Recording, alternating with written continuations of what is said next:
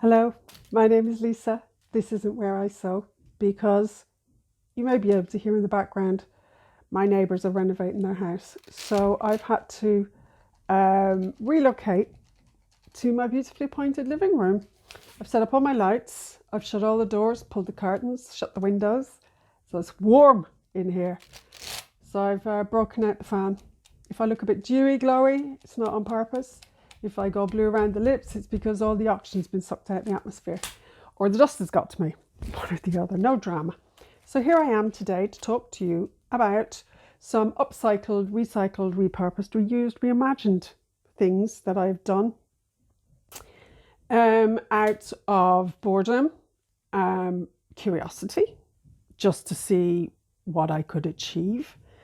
And they are rooted, well, the skirt is rooted in the evils of an impulse buy. So I'm going to put the monstrosity up here.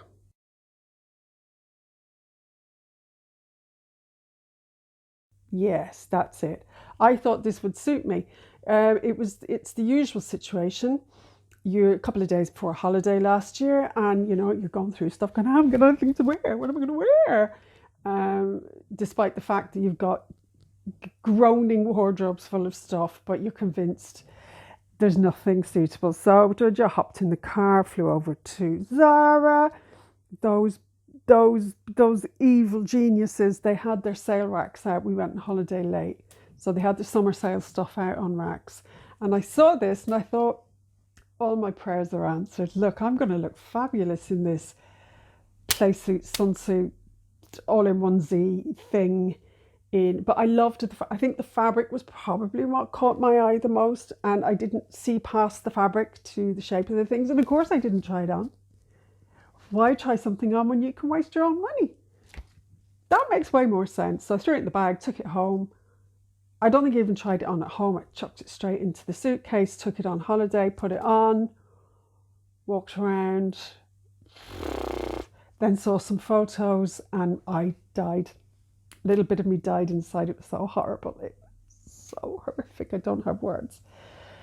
So I came home, and of course I just threw it in the shame pile with everything else. Come this summer, pull the shame pile out. I've been doing a throw out of an awful lot of stuff. I've got some other stuff put to one side as well that I'm going to have. Anyway, this was at the top, and I still liked the fabric, and there was quite, I thought, a considerable amount of fabric on that could be turned into something. So I've put a picture here of a little sketch.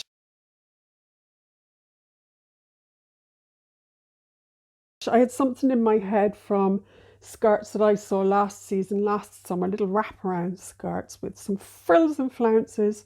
I didn't use a pattern because when I unpicked everything, I was basically left with 4 panels with little dents in it for the crotch. The top half, the top half, because this thing was very long, and I think the crotch dropped down really low. I mean, it was every kind of wrong. I don't know how it was. I think I'm 5'3". This is probably going to look great on a willowy 6'4" person, and it ended in completely the wrong place. Oh, just yeah. But there's at that there was a lot of fabric in it. I did a little sketch. Thought, I reckon I can do that fairly easily. Which is basically 4 panels sewn together, and so I was running out of space. I was running out of at the critical mass here at the front, running out of space. So I cut strips out of what was left on top and started to make some ruffles, which I attached. I cut a curve to the front 2 panels, threw some ruffles on it. Yeah. I'm really pleased with it. I love how it looks. I love the length. Wraparound skirts as a thing look good. They work for me because they skim over my tummy, and I'm not particularly wide across the hips, but have no waist. Great. I was really happy with it. It wasn't straightforward. There was finagling. There was finagling to do.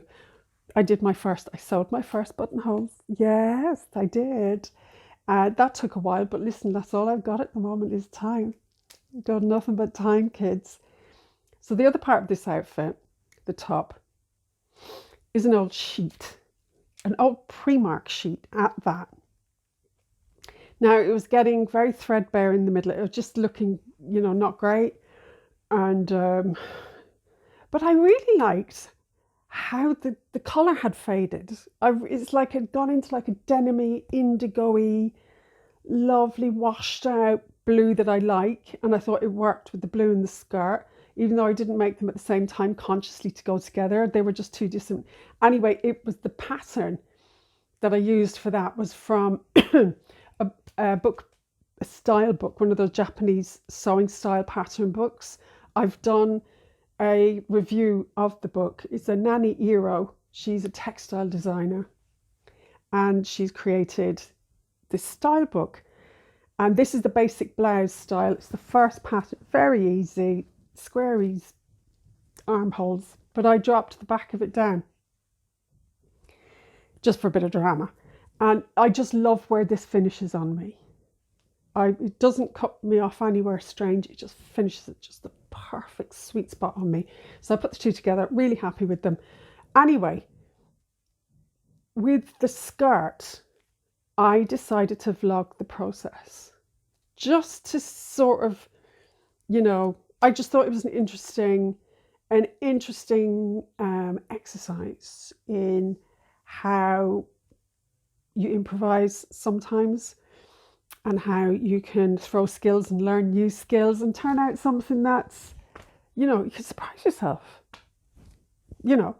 And I wanted to talk as well about a Facebook group that I'm a member of. It's a recycle reuse. I'll put the link, the details about it below if you want to go over and look. I'm going to post this video over there as well, and hopefully people will come and visit and watch, and I can, discuss, how I got where I got.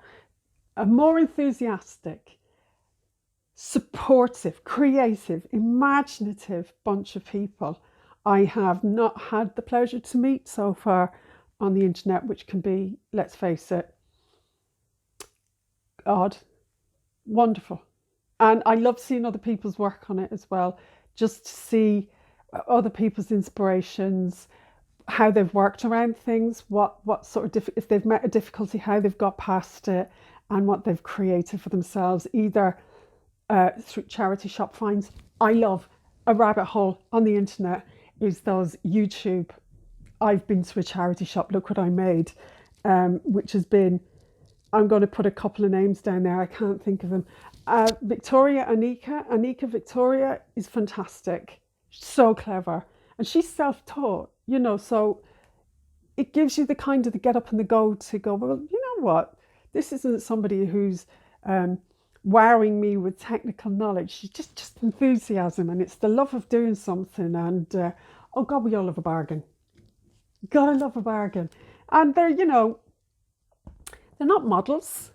They're just average people like the rest of us who are making something work. Now, the thing I love about this, what I loved about doing this, was I took back my shame. I owned it, and I feel like I haven't lost out. I've still got a garment that I'm going to use. Like I said, it's just going to be for slobbing around. I'm not going to any premieres in it, but I haven't wasted anything. It doesn't feel like it's been wasted, and it's filled up some time as well. And I've learned a few things. So stay tuned. Watch the rest of this. Leave me your thoughts. Give me a like. Please subscribe if you want to. I'm going to be doing more. I don't know if charity shops are open, but you know what? My shame pile is going to get smaller, and please God, I'll have some new bits and pieces, and I won't be running around like a headless chicken because I got nothing to wear, and maybe my skills will improve and some of these things will be able to see the light of day. So stay tuned. See you on the other side. Thanks for watching. Hi there. Welcome to my lockdown heatwave upcycle, recycle, reuse little project. This is a playsuit that I bought on a complete impulse buy from Zara last summer. It's a nice piece of cotton. There's lots of material in it. Unfortunately, it's really unflattering. I wore it precisely once and I just looked like, I don't know, Andy Pandy on steroids or something. The reason being, the crotch is down here. And I'm 5'3" and I looked ridiculous in it. So unflattering. So you can see I've started to pull the seams apart here. There's lots of fabric in it. It fits me quite nicely here, so it's not going to need adjusting. I am just going to, I've got an idea, I've got a plan. I don't know whether I can execute it. You know, when you get something in your head and you think, yeah, that'd be really easy. So we're just going to take it slowly, see what happens. So from here to the crotch, it's like 18 inches. That's a lot. Excuse my neighbours. Remodelling Versailles here for the last 6 weeks. So we've got a lot to work with and I've got a plan. So, with any luck, it'll work out, but just wish me luck. Speak loud. There's 2 large side pockets, patch pockets, and there's this business here. But for now I'm not going to worry about it. I'm just going to remove these guys. So I'm left with the fabric. Okay, so I have been able to manage to salvage 4 pieces of fabric this size and this length, and I have a pattern to make a sectional skirt. And what the idea I've got in my head is a faux wrap skirt. But I just have to work out the mechanics of that. And this is the top bit, which I am playing around with an idea of opening up the seam here and inserting a, see if I get this.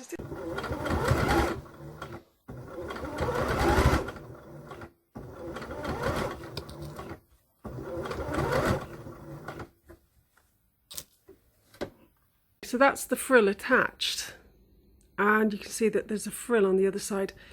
And so I've unpicked the rest of the bodice, and I have salvaged even more fabric. So with these 2 pieces, I've enough to cut 2-inch ties, which are about the same. They're going to be the same width as the waist band. And then what I'm going to do is attach them to here and turn them into ties, and then create a hole in the waistband. So one tie goes through here, another tie goes through there, you make a little bow and you're all done. But for extra added security, I'm going to add a button in here somewhere, so the whole thing doesn't unceremoniously unwrap itself and leave me standing in my knickers at an inopportune moment. So yay! That's that problem solved. So let's see if it actually works out now.